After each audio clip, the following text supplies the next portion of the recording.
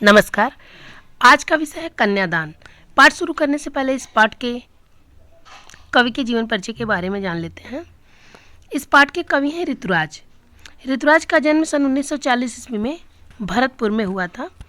राजस्थान विश्वविद्यालय जयपुर से उन्होंने अंग्रेजी में एमए किया। 40 वर्ष तक अंग्रेजी साहित्य के अध्यापन के बाद अब सेवानिवृत्ति लेकर वे जयपुर में रहते हैं। उनके अब तक 8 कविता संग्रह प्रकाशित हो चुके हैं। उनके कविता संग्रह में रचनाओं में 8 कविता संग्रह अब तक प्रकाशित हो चुके हैं, जिनमें एक मरण धर्मा और अन्य, पुल पर पानी, सूरत निरत, लीला मुखारविंद ये प्रमुख हैं। उन्हें सोमदत्त पुरस्कार से सम्मानित किया गया, परिमल सम्मान, मीरा पुरस्कार, पहल सम्मान तथा बिहारी पुरस्कार मिल चुके हैं। साहित्यिक विशेषताओं में कवि ऋतुराज ने मुख्य धारा से हटकर समाज के हाशिए के लोगों की चिंताओं को अपने लेखन का विषय बनाया है। उनकी कविताओं में दैनिक जीवन के अनुभव के यथार्थ के दर्शन होते हैं। उनका काव्य अपने आसपास के दैनिक जीवन में घटित होने वाले सामाजिक शोषण और विडंबनाओं पर भरपूर निगाह डालता है। इसीलिए उनकी भाषा अपने परिवेश और लोक जीवन से जुड़ी हुई लोक भाषा है। लोक भाषा का प्रयोग इन्होंने किया है। अब आपके पाठ्यक्रम में जो पाठ है कन्यादान, आइए पाठ परिचय देख लेते हैं। पाठ परिचय है कन्यादान नामक ये जो कविता ऋतुराज जी ने रचा है, इसमें इस कविता में माँ बेटी को स्त्री के परंपरागत आदर्श रूप से हटकर सीख दे रही है। कवि का मानना है कि समाज व्यवस्था द्वारा स्त्रियों के लिए आचरण संबंधी जो प्रतिमान गढ़ दिए गए हैं, जो नियम कानून बना लिए जाते हैं, वे आदर्श के मुलम्मे में बंधन होते हैं। ठीक है, उन्हीं का पालन स्त्रियों को करना चाहिए, ये कवि का मानना है। कोमलता के गौरव में कमजोरी का उपहास छिपा रहता है। लड़की जैसा न दिखाई देने में इसी आदर्शीकरण का प्रतिकार है। बेटी माँ के सबसे निकट और उसके सुख दुख की साथी होती है। इसी कारण उसे अंतिम पूंजी कहा गया है। कविता में कोरी भावुकता नहीं, बल्कि माँ के संचित अनुभव की पीड़ा की प्रामाणिक अभिव्यक्ति है। इस छोटी सी कविता में स्त्री जीवन के प्रति ऋतुराज की गहरी संवेदनशीलता अभिव्यक्त हुई है। तो आइए पाठ शुरू करते हैं। कन्यादान। कन्यादान ये जो कविता है, इसमें ऋतुराज जी ने रचा है। कितना प्रामाणिक था उसका दुख। लड़की को दान में देते वक्त जैसे वही उसकी अंतिम पूंजी हो। लड़की अभी सयानी नहीं थी, अभी इतनी भोली सरल थी कि उसे सुख का आभास तो होता था, लेकिन दुख बांचना नहीं आता था। पाठिका थी वह दुधले प्रकाश की, कुछ तुकों और कुछ लयबद्ध पंक्तियों की। ठीक है, तो आइए। माँ ने कहा, पानी में झांक कर अपने चेहरे पर मत रीझना। आग रोटियां सेकने के लिए हैं, जलने के लिए नहीं। वस्त्र और आभूषण शाब्दिक भ्रमों की तरह बंधन है स्त्री जात के। माँ ने कहा, लड़की होना पर लड़की जैसी दिखाई मत दे। अब यहाँ संदर्भ सहित व्याख्या लिखते समय आप संदर्भ में लिखेंगे कि यह प्रस्तुत काव्य पंक्तियाँ हमारी हिंदी की पाठ्यपुस्तक क्षितिज भाग 2 के अंतर्गत आधुनिक कवि ऋतुराज द्वारा कविता कन्यादान से संकलित है। और प्रसंग में आप लिखेंगे कि इस काव्य पंक्तियों में कवि ने लड़की के कन्यादान पर माँ की भावनाओं का वर्णन परंपरागत सामाजिक व्यवस्था से हटकर किया है। आइए व्याख्या करते हैं इस काव्य की। कितना प्रामाणिक था उसका दुख, लड़की को दान में देते वक्त जैसे वही उसकी अंतिम पूंजी हो। यहाँ कवि कहते हैं कि लड़की का जब कन्यादान होता है, उस कन्यादान के समय माँ का दुखी होना स्वाभाविक है, क्योंकि माँ अपने कलेजे के टुकड़े को पराये हाथों में सौंपने जाती है या सौंपती है। उस समय माँ को यह लगता है कि वह लड़की ही उसके जीवन भर की संचित अंतिम पूंजी है, पूरे जीवन की वही उसकी कमाई है, क्योंकि अपने सभी संस्कारों को माँ अपने बेटी में भरती है, इसलिए उसे ऐसा प्रतीत होता है।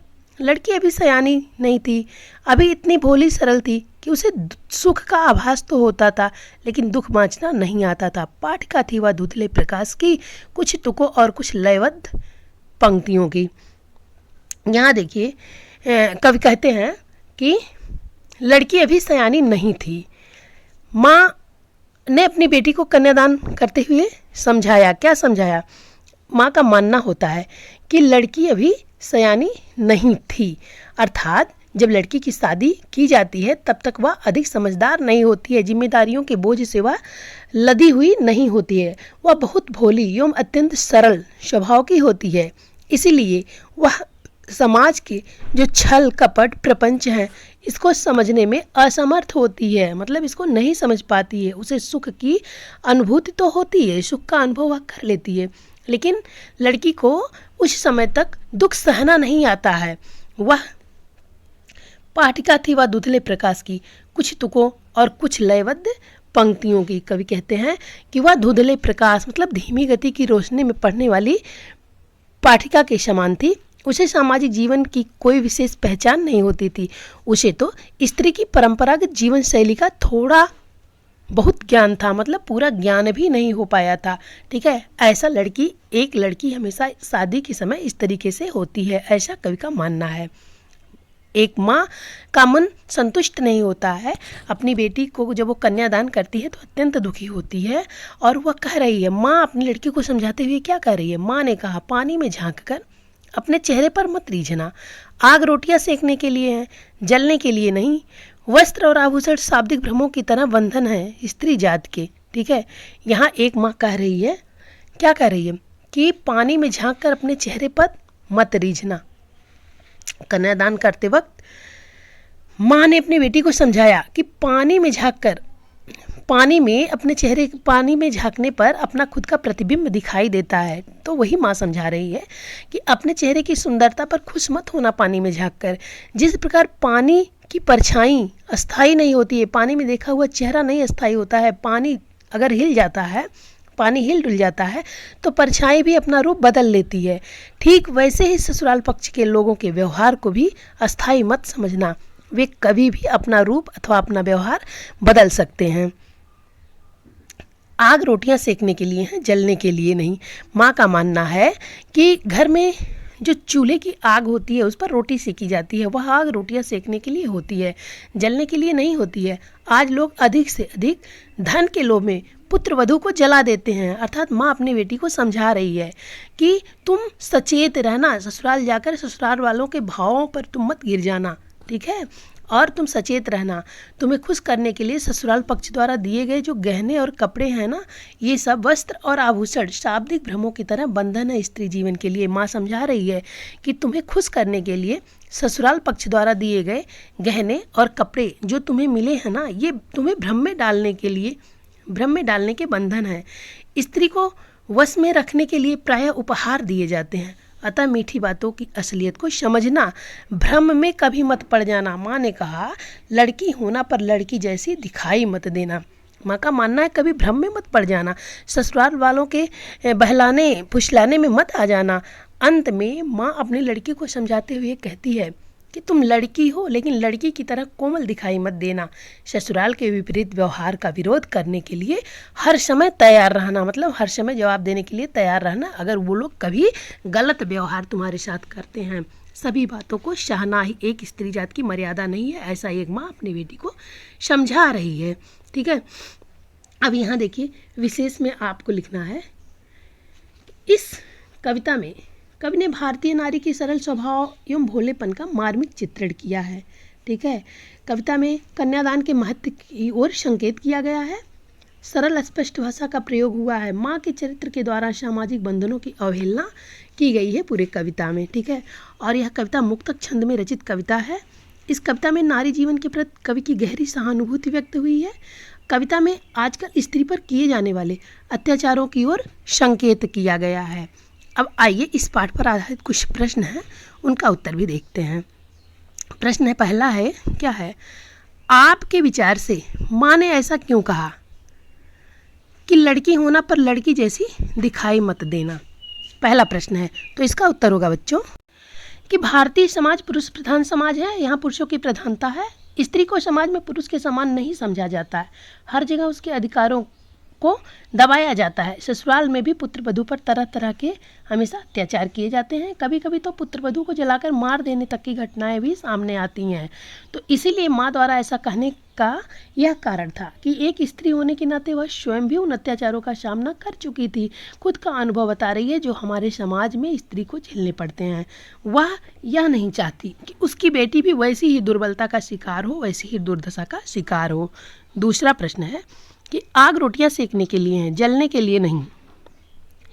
इन पंक्तियों में समाज में स्त्री की किस स्थिति की ओर संकेत किया गया है?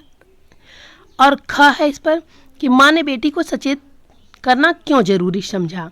ठीक है, तो इन पंक्तियों, पहले आप का देखिए कि इन पंक्तियों में समाज में स्त्री की किस स्थिति की ओर संकेत किया गया है। तो इसका उत्तर होगा बच्चों कि समाज में स्त्री का कोई महत्व नहीं है, पुरुष प्रधान समाज है। कदम कदम पर स्त्रियों के अधिकारों का हनन हो रहा है। कभी कभी ससुराल पक्ष के लोग पुत्रवधू को दहेज के लिए जलाकर मार डालते हैं।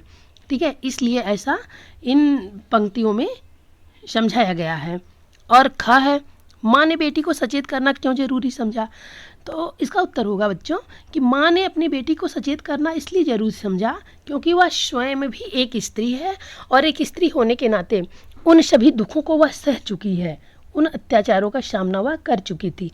माँ यह नहीं चाहती थी कि उसकी बेटी उसकी तरह दुर्दिन देखे, इसी कारण वह अनुचित बंधनों का प्रतिकार करने के लिए उसे सचेत करती थी। तीसरा प्रश्न है बच्चों, पाठिका थी वह धुंधले प्रकाश। तीसरा प्रश्न है, पाठिका थी वह धुंधले प्रकाश की, कुछ तुकों और कुछ लयबद्ध पंक्तियों की। इन पंक्तियों को पढ़कर लड़की की जो छवि आपके सामने उभर कर आ रही है उसे शब्दबद्ध कीजिए। ठीक है, उसको आप क्या करिए, शब्दबद्ध कीजिए। ठीक है, तो यहाँ लड़की ने समाज और परिवार में स्त्री संबंधी जो परंपरागत आदर्श देखे थे, स्त्रियों की जो मर्यादा समाज में होती थी उसके बारे में जो लड़की ने देखी थी, उसे उन्हीं का थोड़ा बहुत अनुभव था। वह जीवन के दुखों से पूर्णतया अपरिचित थी। जीवन पूरा किस तरीके से बीतता है, समाज में स्त्रियों की क्या अवहेलना होती है, इस सारे मर्यादाओं को वो नहीं देखी थी, सारे चीज़ों को नहीं जानती थी, उससे यह पूर्णतया अपरिचित थी। वह उपेक्षा और घृणा की पीड़ा से बिल्कुल अनजान थी। परंपरा के रूप में चली आ रही रीत और संस्कारों को जानने का उसके जीवन का वही आरंभ था, अर्थात शादी के बाद ही ये सब आरंभ होता है। ऐसा स्त्रियों के साथ अत्याचार होना तभी से शुरू होता है। यहाँ कहने का यही मतलब है कि परंपरा के रूप में चली आ रही रीति और संस्कारों को जानने का उसके जीवन का वही आरंभ काल था। अब चौथा प्रश्न है यहाँ बच्चों कि माँ को अपनी बेटी अंतिम पूंजी क्यों लग रही थी। चौथा प्रश्न है कि माँ को अपनी बेटी अंतिम पूंजी क्यों लग रही थी। तो माँ को अपनी बेटी अंतिम पूंजी इसलिए लगती है या लग रही थी क्योंकि वह अपने सुख दुखों को केवल अपनी बेटी के साथ ही मिलकर बांटती थी, इसलिए उसे अपनी बेटी अपने जीवन की अंतिम पूंजी लग रही थी। एक माँ के पूरे जीवन के सारे संस्कार अपनी बेटी में ही भरे रहते हैं, अर्थात माँ को बेटी ही अपने जीवन की अंतिम पूंजी लग रही थी। पांचवा प्रश्न है, माँ ने बेटी को क्या क्या सीख दी। तो इसका उत्तर होगा कि माँ ने अपनी बेटी को, जैसा कि हमने आपको पाठ में समझाया भी है, कि माँ ने अपनी बेटी को यह सीख दी कि तुम लड़की हो लेकिन लड़की जैसी कमज़ोर और निरीह दिखाई मत देना। अपनी सुंदरता और कोमलता पर आकर्षित होकर मन ही मन प्रसन्न मत होना, क्योंकि इन सब के पीछे समाज स्त्री की कमजोरी को देखता है। ठीक है, इन सब चीज़ों से स्त्री को कमज़ोर बनाता है। समाज के लोग स्त्रियों को मजबूर करते हैं कमज़ोर बनने के लिए। अगर तुम ससुराल में कमज़ोर दिखाई दी तो तुम पर तरह तरह के अत्याचार किए जाएंगे। अपने घर परिवार के सदस्यों का सम्मान करना, इज्जत करना, लेकिन उनकी अनुचित बातों को हमेशा विरोध करना। ठीक है, उचित बातों का सम्मान करना, अनुचित का नहीं, अनुचित बातों का हमेशा विरोध करना। इस प्रकार माँ ने संचित अनुभवों के माध्यम से परंपरागत आदर्श से हटकर सीख दी, जो उनका अपना खुद का अनुभव था। चूँकि वह भी एक स्त्री थी, एक माँ भी एक स्त्री ही थी, तो वह पूरे जीवन में जितना उसको संघर्ष करना पड़ा था, जितना दुख सहना पड़ा था, वो पूरा अनुभव था उसको। उन्हीं अनुभवों के माध्यम से परंपरागत आदर्श से हटकर उसने अपनी बेटी को सीख दी। इस प्रकार बच्चों कन्यादान नामक पूरा पाठ हमने आपको समझाया। मुझे पूरा विश्वास है कि आपको अच्छे से समझ में भी ज़रूर आया होगा।